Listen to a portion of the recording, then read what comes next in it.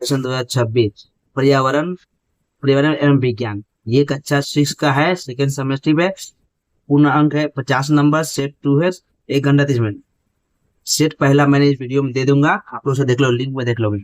अब देखो, यहाँ नाम लिखना है, यहाँ सेक्शन लिखना है, यहाँ रोल नंबर। सही उत्तर चुनिए, बहुविकल्प प्रश्न है। ठीक है। सौर दिवस को 24 से भाग देने पर प्राप्त होता है 1 घंटा 1 सेकेंड 1 मिनट, कोई नहीं। सही उत्तर होगा 1 घंटा। सेल परिवर्तित होकर बनता है, क्या बनता है? मार्बल, नाइस, स्लेट में कोई नहीं, तो बनता है स्लेट। बल की एसआई एसआई इकाई है डायन, बार, न्यूटन या पास्कल। सही उत्तर होगा न्यूटन। स्टेनलेस स्टील बनाने में दो धातुएं हैं, iron carbonate, 2 number iron phosphorus, 3 number iron nickel या आयरन क्रोमियम। सही उत्तर होगा iron chromium.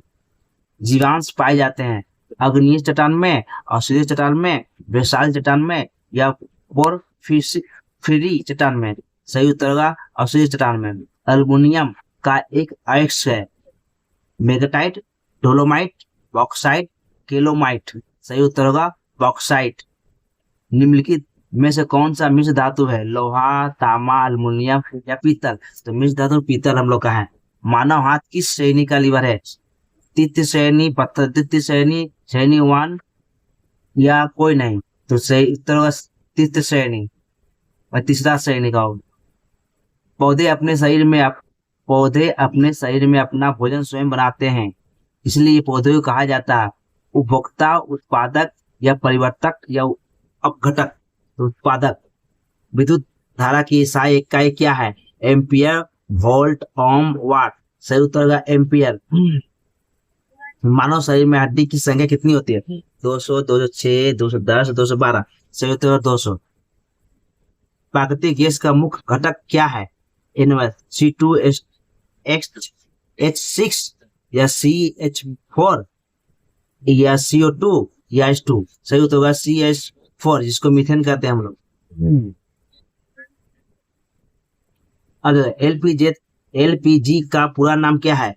Liquefied petroleum gas. ठीक है। पीतल किस धातुओं को मिलाकर बना है?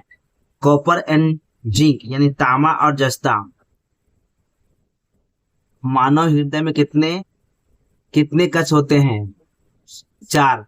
पौधों की वृद्धि मापने का यंत्र कौन सा है? क्रोस्कोग्राफ।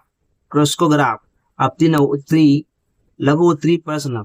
लिबरो के किस वर्ग में यांत्रिक लाभ सदैव 1 से अधिक होता है? द्वितीय श्रेणी में। एसआई प्रणाली में लंबाई की इकाई क्या है? मीटर। द्रव का आयतन किसकी सहायता से मापा जाता है? मापक सिलेंडर की सहायता से। और यह अक्ष किसे कहते हैं? वे खनिज पदार्थ जिसे धातु को आर्थिक रूप से लाभकारी तरीके से निकाला जा सके, उसे और कहते हैं। पृथ्वी की ऊपरी सतह का अधिकांश भाग किन शिलाओं से बना है? तो अग्नि शिलाओं और औषधीय शिलाओं से बना है। ग्रीक शब्द ऑक्सीजन का अर्थ क्या है? ग्रीक शब्द में ऑक्सीजन का अर्थ क्या है?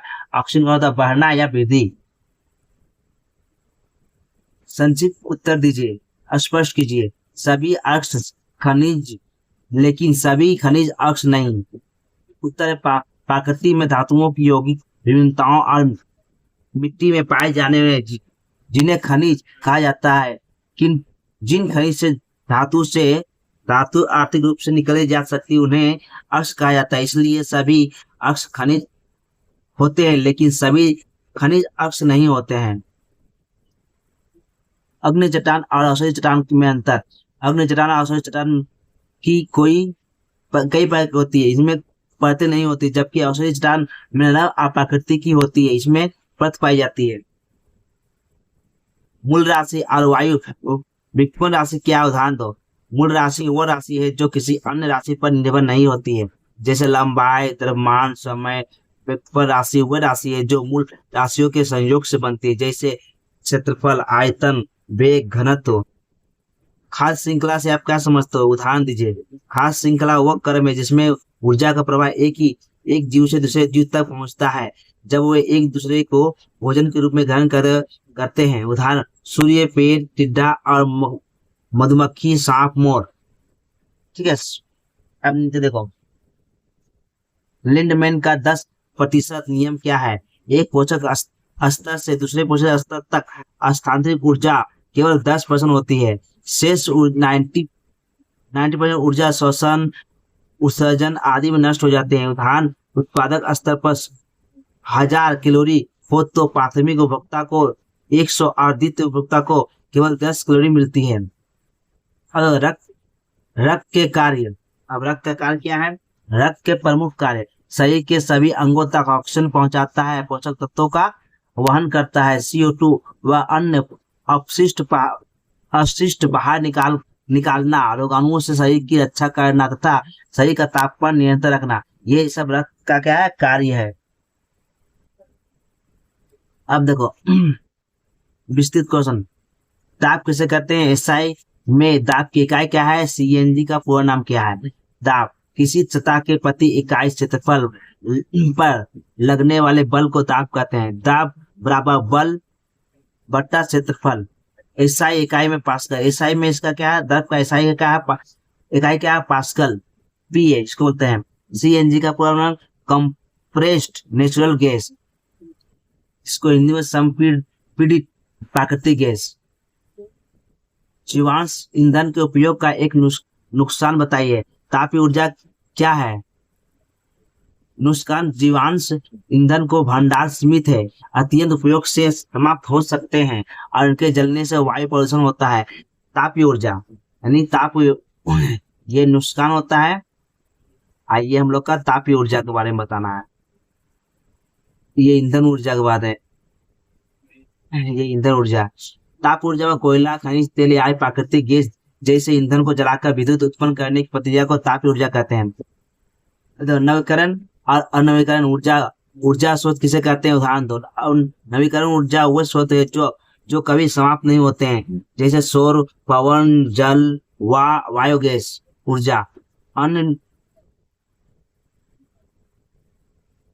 अनवीकरण ऊर्जा स्रोत वह है जो एक बार उपयोग के बाद पुनः नहीं बनाते हैं। ये सीमित होता है उससे, जैसे कोयला, पेट्रोल, डीजल, प्राकृतिक गैस, सब सीमित है। नवीकरण अनवीकरण है। ईंधन क्या है? यह कितने प्रकार होते हैं? ईंधन क्या है? ये कितने प्रकार होते हैं? प्रत्येक उदाहरण दो। ईंधन, जिन पदार्थों को जलने से ताप पैदा होता है उसे ईंधन कहते हैं। ये 3 प्रकार होते हैं। ठोस में लकड़ी, कोयला, तरल में पेट्रोल, डीजल, केरोसिन और गैस में CNG, LPG, कोल, गैस। अब देखो दीर्घ जीवनत्मक उत्तर, मानव हृदय की कार्यप्रणाली के संक्षेप वर्णन कीजिए। मानव हृदय में 4 कक्ष होते हैं, 2 अनिल होते हैं और 2 निलय होते हैं। अशुद्ध रक्त CO2 युक्त शरीर से बाहर दाहिने अनिल में आता है, फिर दाहिने से फिर दाएं निकल निलय में जाता है तो इसे फेफड़ों में पहुंचाता है, जहाँ CO2 निकलती है वहाँ O2 मिलती है।